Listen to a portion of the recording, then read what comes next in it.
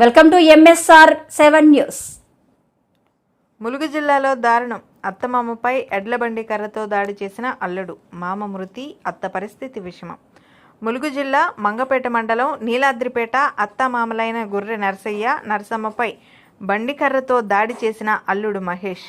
గొర్రె నరసయ్య, నరసమ్మ రెండో కూతురు స్వప్నను 10 ఏళ్ల క్రితం పెళ్లి చేసుకున్న అల్లుడు మల్లేష్ 4 ఏళ్లుగా వేరే ఆమెను పెళ్లి చేసుకోవడంతో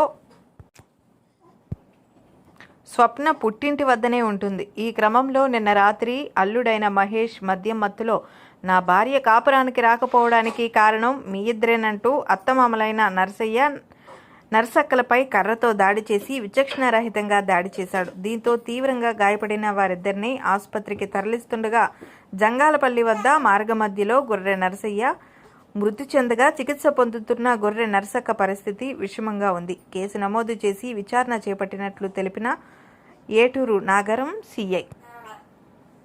మండలం నీలాద్రిపేట గ్రామానికి చెందిన గాదె నరసయ్య, అతనికి 3 కూతుర్లు. రెండవ కూతురు స్వప్న భర్త రామకృష్ణ నుంచి అతను వేరే అమ్మాయితోని ఇల్లీగల్ కాంటాక్ట్ ఉందని చెప్పి ఆ అమ్మాయి వేరే తల్లిదండ్రుల దగ్గర ఉంటుంది. నిన్నటి రోజు సాయంత్రం కిరాణా షాప్కు స్వప్న వెళ్తే ఆమె వెంబడించి నాతో మాట్లాడతలేవు ఎందుకని చెప్పి వెంబడిస్తే ఆ వెంబడిస్తున్న క్రమంలో ఆమె తన ఇంటికి పరిగెత్తుకుంటూ వెళ్ళింది. అదే టైంలో వాళ్ళ తల్లిదండ్రులైన గాదె నరసయ్య, తల్లి నరసమ్మ ఇంట్లో నుంచి బయటకు వచ్చి నా కూతురు వెంబడి ఎందుకు పడుతున్నావు అన్న క్రమంలో మీ వల్లనే నీ కూతురు నా దగ్గరికి రావట్లేదు, మిమ్మల్ని చంపితే కానీ నా భార్య నా ఇంటికి వస్తాను అని కోపంతో ఆ పక్కనే ఉన్న బండి ఉన్నటువంటి గొయ్యితోని నరసయ్య తల మీద బలంగా కొట్టిండు.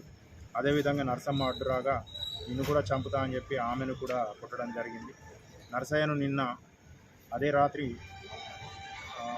హాస్పిటల్ తీసుకున్న క్రమంలో జంగాలపల్లి దగ్గరికి రాగానే అతను మరణించడం జరిగింది.